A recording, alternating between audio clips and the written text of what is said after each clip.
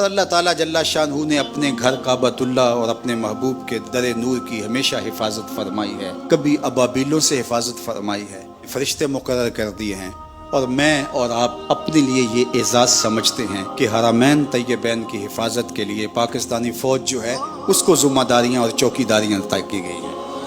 اس پر ہم اللہ کا جتنا بھی شکر ادا کرے کم ہے، یہ ہمارے لیے مسرت کا اور خوشی کا مقام اور موقع ہے۔ کہتے ہیں ابابیل میزائل وہاں ہم نصب کریں گے، تو گویا ایک وہ ابابیل تھے اور ایک اللہ نے ہمیں جو ابابیل عطا کیے ہیں یہ اللہ کی عطا سے ہی نصیب ہوئے ہیں۔ تو آج ہمارے ابابیل اللہ کے گھر کے پہرے کے لیے نصب کیے جا رہے ہیں، یہ پاکستان کا اعزاز ہے۔ اللہ کرے پاکستان کو وہ ہمت ملے کہ پورے عالم اسلام کی نصرت کے لیے کھڑا ہو سکے۔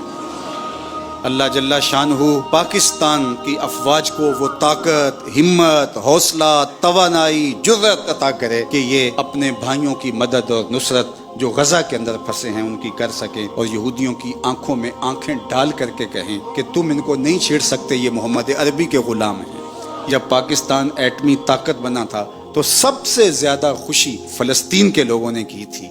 اور آج وہ ایڑیاں اٹھا اٹھا کے پاکستان کی طرف دیکھ رہے ہیں۔ اللہ کرے ہمارے بیڑے جلد پہنچیں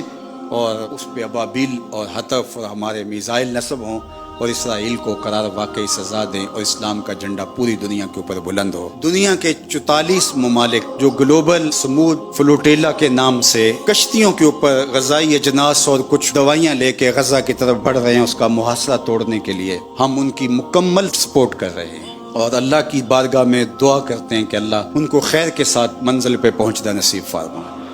اگر یہ کسی طرح پہنچ نہیں بھی پاتے، اس کاز کو بہت فائدہ ہو رہا ہے، اور میں پاکستانی وفد کے 5 افراد کو بھی خراج محبت پیش کرتا ہوں، اور پوری دنیا کے لوگ جو اس کاروان میں شامل ہیں سب کو میں سیلوٹ کرتا ہوں، خراج پیش کرتا ہوں کہ انہوں نے مسلمانوں کے ساتھ کھڑے ہو کر کے اس کاز کے لیے اپنا بھرپور کردار ادا کیا۔ یہ بہت لمبا، طویل اور حوصلہ فرسا سفر ہے۔ رات بہت تموج تھا بحیرہ روم میں، اور